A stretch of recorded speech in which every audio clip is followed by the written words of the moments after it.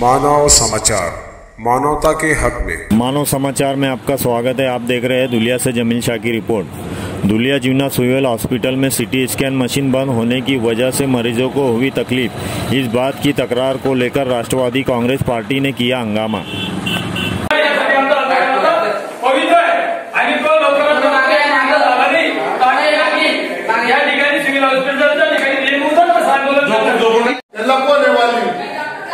म्हणून पत्रकार बांधवांना विनंती आहे, जरा योग्य ते चांगलं छापा आणि प्रशासनाचे पाहिजे।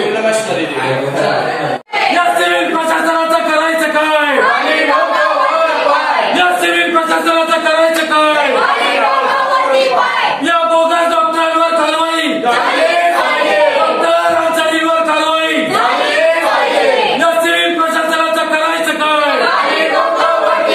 राष्ट्रवादी काँग्रेस पक्षाचा एकच वादा, एकच वादा। इरशाद भाई तुम आगे बढ़ो, एसीची हालत बघा, ते मधला एसी आहे, आयसीयू रूमचा काय होतंय आता सगळे जे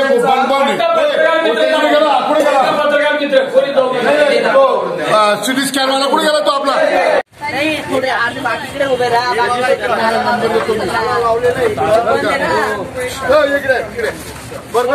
मागे सरका, थोडस मागे सरका, कुलूप दिसू द्या, कुलूप दिसू द्या, सरका मागे सरका, बाईट देता तुम्ही इथे शॉर्ट मध्ये बोला। आज राष्ट्रवादी काँग्रेसचे सर्वे सर्व आमचे मार्गदर्शक, राष्ट्रवादी काँग्रेसचे सरचिटणीस महाराष्ट्र राज्याचे इर्शादभाई जागीरदार यांच्या नेतृत्वाखाली व धुळे शहर अध्यक्ष कैलासभाऊ चौधरी, महिला अध्यक्षा जयाताई साळुंके यांच्या मार्गदर्शनाखाली आज आम्ही या ठिकाणी आंदोलन करीत आहोत। मला तुम्हाला हे सांगायचं आहे, हे हॉस्पिटल फार जुनं आहे। ब्रिटिश काळापासून या हॉस्पिटलची या उत्तर महाराष्ट्रामध्ये ख्याती होती। मी तुम्हाला आवर्जून सांगेन की जळगावपासून तर ते दाडगावपर्यंत, इकडे तुमच्या साक्रीपासून नवापूरपासून संबंध धुळे जिल्हा एकत्र असताना सगळे पेशंट या ठिकाणी यायचे, आम्ही ते डोळ्यांनी पाहिलेले। 1985च्या दशकामध्ये या ठिकाणी अमृतसिंग वसावे नावाचा शल्य चिकित्सक होता।